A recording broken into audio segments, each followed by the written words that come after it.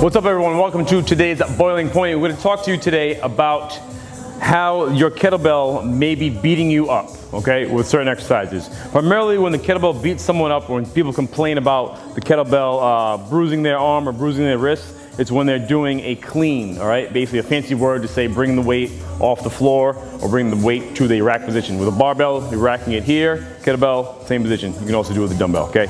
So what's happening when you're beating yourself up is you're overusing your arm, okay?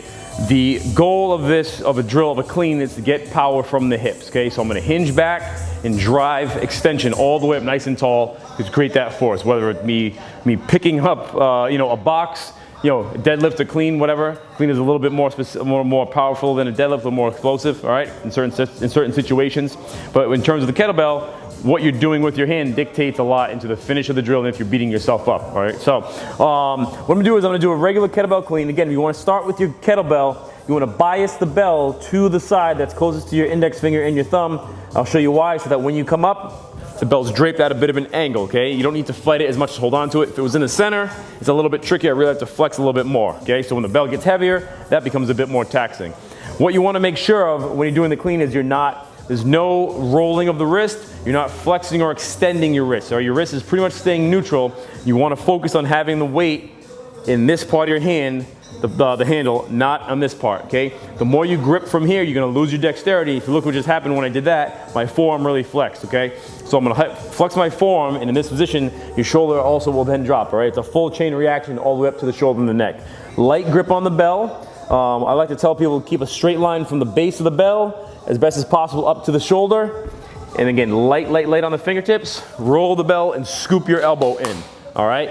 If I try to muscle it and bring my palm forward, you can see right there, it smacked me in the arm, okay? All right?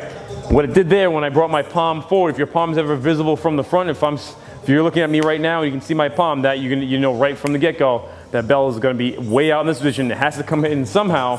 And when it comes in, it's gonna be for me bringing this big arc into me, okay? As opposed to me keeping the bell close to me, light grip, sliding it up my body. Again, I'm not using my arm, very little. I'm basically holding onto the bell. I'm pushing through the floor to bring the bell up, okay? So remember, bell handle on the fingertips, not on the palm, as best as you can, depending on the size of your bell or your hand size is gonna be a bit tougher, all right? And making sure you're not letting your palm come forward, don't let the bell come out. Remember, the farther away the bell is, halfway through the movement, it has to come back in somehow, and that's gonna be from you swinging back, all right? I hope that helps you. If you have any questions, leave them down below, and we'll check you next time.